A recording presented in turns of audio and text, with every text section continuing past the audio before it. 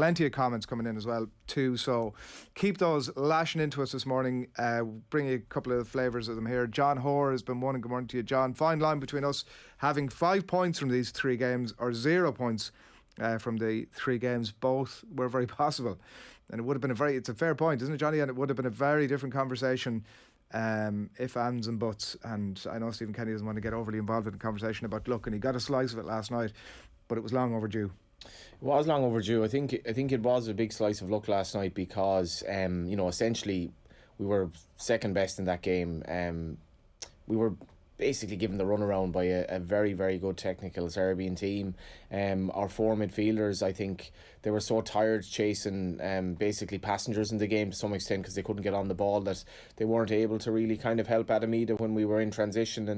And that was kind of evinced by the changes at the end when we did go when we did stretch Serbia. We took a few of the midfielders off and we started to improve a bit, but it was a strange night because Ireland didn't do anything particularly good in possession for much of that game. In the second half against Azerbaijan, the traits that brought us to goal were effectively borrowed from an old Ireland. James McLean had more touches, I think, than any other player. Yes, there was a moment 10 or 15 minutes from time where I think the fans behind the goal started to sing "Stand Up for the Boys in Green." And to my mind, it seemed everyone in the stadium stood up for a team that was losing 1-0 to Serbia, being given an absolute runaround in a dead rubber game, having failed to beat Luxembourg and Azerbaijan at home in the group. And for some reason, the crowd decided that, no, we're actually going to back these young players. And I think, from the moment that when the players took the knee, and I don't think this point should be lost as well, when the players took the knee, there was a really warm reception for that. And I think then if you lead that into the fact that our 2 outstanding players in the night for me were Omoba Medele and Gavin Bazuna, I think the crowd were like, these are young kids, this is a new Ireland emerging, give them a chance, don't be booing them and moaning if we're losing to Serbia. And I really, really feel the players got a lift from that. I know you're talking about intangibles here, but the last 10 minutes there was a special vibe in a dead rubber game. And as much as it was a marriage of Gavin Bazuna playing this kind of really daisy cutter pass to Mo Medele, who picks up the ball and starts running at defenders, and then eventually in another move has a shot himself. It was a marriage of that and Shane Duffy trying to score and us scoring basically from the arse of an opposing player. It was a marriage of the old and the new, but there seemed to be something different about the fans in that they kind of reflected that it's not all about Stephen Kenny here in this stupid endless debate. It's about the fact that Serbia is a country of 7 million people and they're playing us off the park. Yes, we're showing enough promise, I think, that maybe one day we'll get there, and we have a lot of young players coming through, and people just went home happy. Maybe it was the nice weather, I suppose, but they went home happy. I think that's an important point, and I think that I wouldn't agree with them being intangibles at all, Johnny, to be honest. I think that's really important that the players leave that camp feeling hugely positive about what's going on, that they're all speaking very positively about the coaching staff, that the result, let's face it, went our way in the end, albeit jammy. Like that's a very tangible thing, I think, that they can point at, that they can tap into. I think the fans, the importance of the 25,000 fans, which was the maximum or close to it that was allowed in the stadium last night, being behind the team and doing all the things that you've just been speaking about, I think is monster. They're the paying punters. They're the people that the FAI want in the gate. They're the people that are going to decide whether this thing is a success or not. I think that's I wouldn't agree with the intangible aspect of that. I think they're hugely important. Yeah, and you look at the viewing figures that I saw for the ladies' football final on Sunday, like staggeringly good on TV. And the FAI is obviously trying to get a sponsor here. What is it trying to sell? I think it's trying to sell a new Ireland here, where we're trying to go a different way. It's very much our DNA is changing. I think we've a mixture of people from different parts of Ireland playing for us now. The days of the expats kind of seems to be almost gone, and I think Gavin Bazuna lifted the nation last night. I really do. His performance was ridiculous. My brother's a big Liverpool fan. I was saying to him at the game, your main keeper here, we're going to have a regular for Liverpool potentially who's not going to be starting for Ireland, and that's absolutely insane.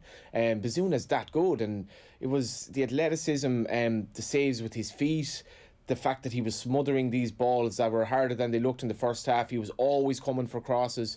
He obviously came for that one-on-one which he missed, but just it was that Faro kind of incident as well, where he gave the ball away but immediately saved the penalty, and he's just his ability to get up and get on with it, an incredibly good attitude for such a young kid from the Tala area. He represents New Ireland, and we were looking at the emergence of a truly world-class player, and you're just thinking, when this kid starts playing for Man City, how good could he be? And I think he really lifted the nation last night to do. Him and Omar Madeli, who I thought was outstanding at times in terms of old Irish last-ditch defending, but also a real kind of almost arrogance on the ball for a kid who's only had one start for Ireland. And I don't know, these were the bits of comfort that I got from the game, and I went home acknowledging that it was a bit of a Mick McCarthy / performance, in the sense that we got a goal from a set piece and we rallied rather than had any real control in the game. But it was just the emergence of these kids and their attitude to say we can be a bit different here. Yeah, and I mean, if that Omar Dele goal goes in towards the end, I mean, like, it's just a different conversation this morning. And I know it's all ifs, ands and buts, but, like, you know, I think those things are worth bearing in mind. Will has been in touch this morning as well. Good morning to you, Will. Didn't really play through the middle or a slick passing game, which is what Kenny is meant to be bringing us. Best thing from these set of games with the performances of Ida, Omabama Deadly, as he calls him here, and Bazunu. And that's, I don't know, Will, if your insinuation is that that's nothing to do with Stephen Kenny. I think it's important to bear in mind that he's the one who's brought them through as well. Well, Will's text is very interesting there. It's more to do with Ireland's economy than Stephen Kenny, because we had people coming over to this country from the likes of Nigeria and all these countries who decided that they'd settle in Ireland for a better way of life. And effectively, the sons of immigrants are punching way above their weight. You've mentioned 3 players there. I stand to be correct here, but I think they may all have Nigerian heritage, the 3 guys you mentioned. And as much as Adam Ida sort of, he didn't have a great game, but it was impossible for him to sort of have a great game because he was so isolated. And I think as well, Adrian, that spark of pace that he showed in that initial chance we had against Azerbaijan, and at times last night the crowd really gets off its feet, because we haven't seen that much from Ireland in recent years. A burst of pace where you have a Serbian defence that was kind of a little bit petrified of the speed of Adam Ida, and just also the fact that he's fresh, he's young, and he's part of that Kenny under-21 team that was, you know, able to dismantle Sweden on a couple of occasions, particularly memorably in Tala after going behind, and kind of have a bit of a carefree attitude maybe that we don't associate with Irish sides. But Will's point is very interesting there. They are 3 sons of immigrants, and let's not lose sight of the brilliant role that these kids have had in our communities, and how they're totally punching above their weight in sport, and how much we are in a better place because of that. I think the key for us now is just to make sure that these kids all play football, because they'll be lost to other sports as well, like so many have, you know. Yeah, hugely important too. Will has actually been back in touch with us on YouTube, and he says that no, I think Kenny is very good at developing players, and he is responsible for that. So didn't want to misrepresent you there, Will, and thanks for giving us that clarity on. Loads of comments coming in, by the way. We're going to dip into those right through the morning. Plenty of opinion on it. Everybody's very steadfast in their opinion, and very firm in their opinion, and quite regularly differing opinions. So we'll bring you lots of those over the course of the morning as well. It's coming up from 5 to 8, plenty to come. We're going to dip into some of the reaction last night. Here's the manager, what he had to say after the result last night. I felt we deserved at least 4 points from the other 2 games and not 6, but the way we didn't just see the last minute out in Portugal, but the so to only have 1 coming into that game was a bit of a real kick in the teeth. And I think, as you said, the players showed sort of resilience to accept them defeats, and the quick turnaround of 3 games in 6 days, which is 3 competitive games, which is a new concept for them over the last while, and to show the sort of determination and resilience to hang in there and realise that they've had a couple of kicks in the teeth, had a few, and to get a break probably at the end, which they deserved, you know, because it's been in short supply. So they it was a good feeling in the stadium, because it was great to see people celebrate the goal in the stadium, even if it was an OG, and that's just to have the level of passion around again, because that's been, you know, through the pandemic, that's been difficult for everyone. So people loved the idea of coming and following and supporting Ireland, people are very proud to do that, and we're all very proud to represent Ireland. Paul McGee says Ireland learning to walk while the likes of Serbia have at least 50 years of playing football ahead of us. Fergus Kyo, Serbia may have only 7 million people, but they don't play rugby, Gaelic football or hurling. Which is a fair point, and it's probably tapping into exactly what you're saying. Jerry O'Malley, the majority of Irish supporters are not happy with the media giving Kenny an easy ride. Very lucky to draw. Could have 3 or 4. Kenny cannot win a match at this level after 16 games. Only Andorra. Repeat of Dunfermline. So look, at that opinion is out there, and we will of course bring that side of the argument as well this morning. Patrick, Roy Keane would love this, celebrating a 1-1 draw at home and the 2 points on the table with our goalie man of the match. Imagine, with 5 laughing face. Roy Keane is looking for a job for the last 10 years, so he'd also explain that to the 25,000 people who left there buzzing last night. That's that's what it is. Stephen Kenny, on the composed performances, as we've been discussing, of Bazunu and Omobamidele after the draw last night. I couldn't have predicted that Andrew and Gavin played as well as they did. They were absolute. Andrew up against Mitrovic and Blahovic there, and really physically, really powerful guys. And but he just has another gear. He's so quick, and his composure. The two players, Gavin and Andrew, the composure is incredible, and I think, but it's early days for them.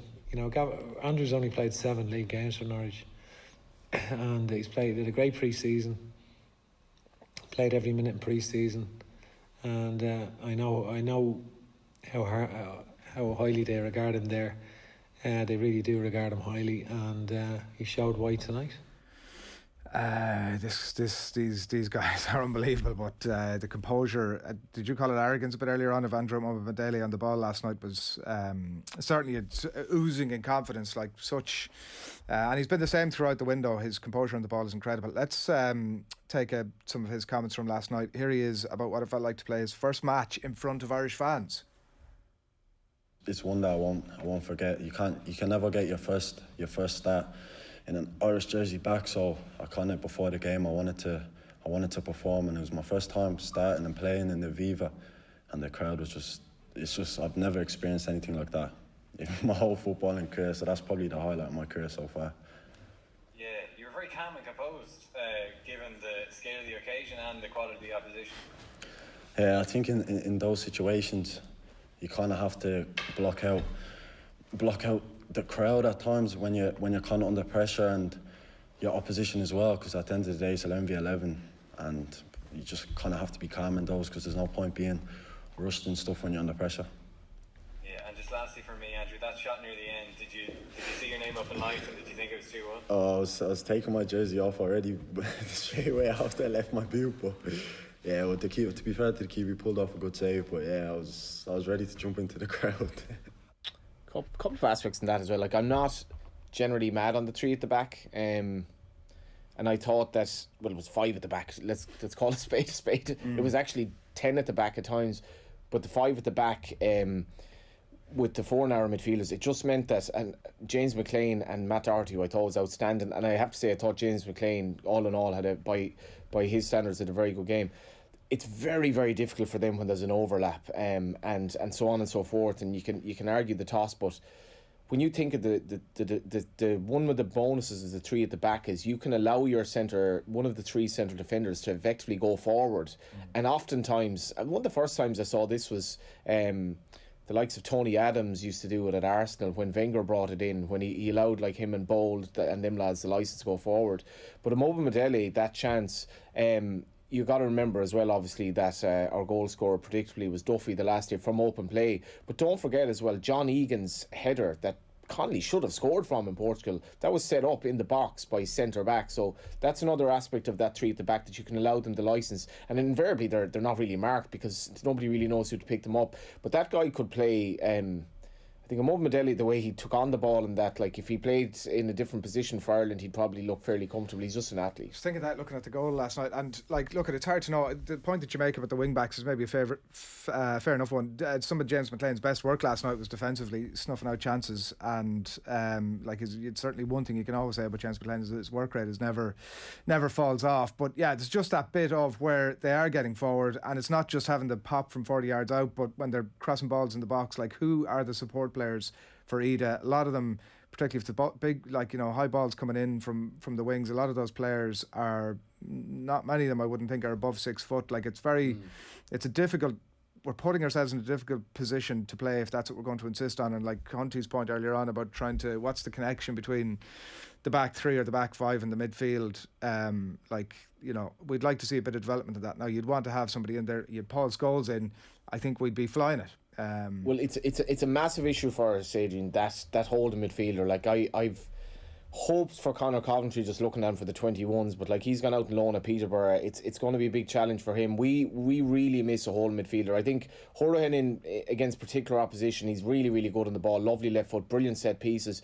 But again, it was apparent last night, without trying to criticise the players, that either through tiredness, through years of playing a certain way, there wasn't really a willingness, I thought, from the midfielders to look for the ball like the Serbs did off the back five. And I don't know if that's... I think they were tired a lot of the time from running around, but I think you almost have to be at the game to appreciate that for the defenders, as much as they're trying to play the ball out from the back, you need options ahead of you, and very often they didn't have it. And what we then had was maybe McLean would play a kind of a percentages ball to Ida, and his passing generally was good, but we have to kind of be better with that link play. And you're talking about this whole debate about Stephen Kenny, but like I don't think people appreciate how hard it is for these players who've rarely played together to kind of get this fluency that you need. It's not like a club position where you can train. They only have short windows together, and they've come from the guts of 30 years of us not really playing a particular style like this. So I think it will take time. Yeah. People were talking about the atmosphere at the game last night, Johnny, and particularly when that goal was attempted. But there were living rooms all around the country where people were getting a bit carried away with things. And Adrian Barry, actually. Oh my gosh. Neither myself or Andrew could. Oh my gosh! Oh my gosh! I know. I'm trying to mind my language. After the watershed. I'm trying to mind my language. Generally. So, but my wife was taking a cheeky video there, and this wasn't cheeky. This was staged. You don't say "oh my gosh" unless you know it's going to be on national I'll show you radio. the full video afterwards. There's a lot. The F word does creep in quite a bit. Quite a bit after that. No, there was nothing staged about it. But yeah, I'm sure there was. And look at everybody. That's been the thing. Actually, the same with the Portugal game. Like you're sitting on the edge of your seat. It's definitely. I think people have become a bit more invested in the fortunes of this team, I have to say, over the last few games. One last clip from a reaction from last night. It's that man again, Andrew Omobamidele, on his first start for Ireland and when he's taken away from this international window. Can I ask, when did you know you were playing, and what was your reaction when you found out? It was yesterday in the team meeting, and at first you kind of don't take it in. Then when we walked out of the meeting and went up to my room, and it kind of sank in there. Obviously I told some of my close family members, and obviously it's a big occasion. This was my first time starting or even playing in the Viva in front of the home nation, and it was a lot of emotions. Obviously just excitement, and it was a great feeling. Did you manage to get any sleep last night? Yeah, I slept pretty well. I knew how to get sleep. And just on the bigger picture, I mean, it was so important to get a result of sorts tonight. Perhaps not the result you wanted, but how much of a lift do you think that will be for the team going forward? I think it's a huge lift. Obviously, we didn't win, but I think it's a huge step. We showed that we can go toe-to-toe with these nations, as you've seen in Portugal, with players like Ronaldo, Bruno Fernandes, all these world-class boys, and went toe-to-toe with them for 85 minutes, and obviously it was unfortunate at the end, but I think it's a huge step in the right direction. It's mad. Just flicking through the morning emails, and the Athletic, their headline today is Daily Football Briefing: Football's addiction to sleeping pills, a disease spreading quietly across the game. But Andrew Mobendelli is just so chilled out. It's like, I had to sleep, so I just slept. I've got my Whoop app on, Johnny, and I'm not getting enough sleep. It turns out that's not that I'm an elite athlete, as plenty of commenters have pointed out on YouTube. Very well mannered athlete. Dressed like I'm going on a stag do in my own living room while I'm watching the football. I mean, it was a hot evening. What can I say? Fergus Keogh saying, no, that we read that already. Shifty lad, good morning to you. Nice to see you guys supporting the team through green colours.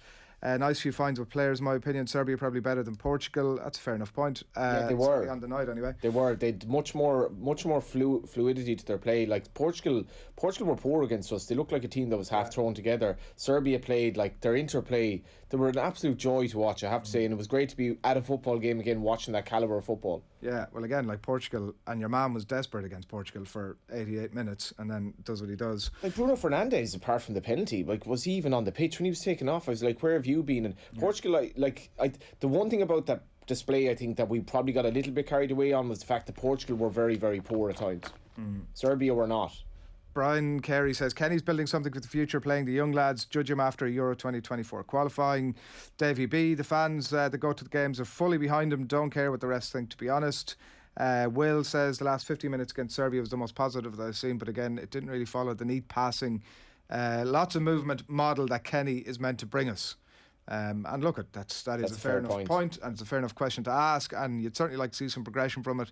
My point is that when you see Jeff Hendrick showing flashes last night of what he can do in midfield, we don't need a huge amount more players to help, I think, unlock more of that type of play. We do need somebody that can do it in a more consistent level, it has to be said, than Jeff Hendrick. I don't mind saying that, although it feels harsh to be critical of a guy who probably had one of his best games in an Irish shirt last night.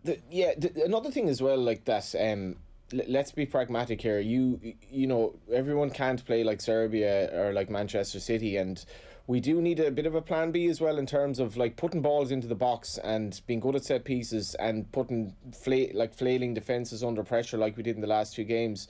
We shouldn't be losing that either, because we are quite effective at that stuff, and we were very dangerous from corners in the last 5-10 minutes. They looked like they were basically on the ropes, and I've no issue with Shane Duffy scoring headers for Ireland. I've no issue with balls going in off the backside of players. It's just getting the rest of the little pretty stuff to deliver chances like it did in Portugal. I think Portugal was a good sign of how effective that can be.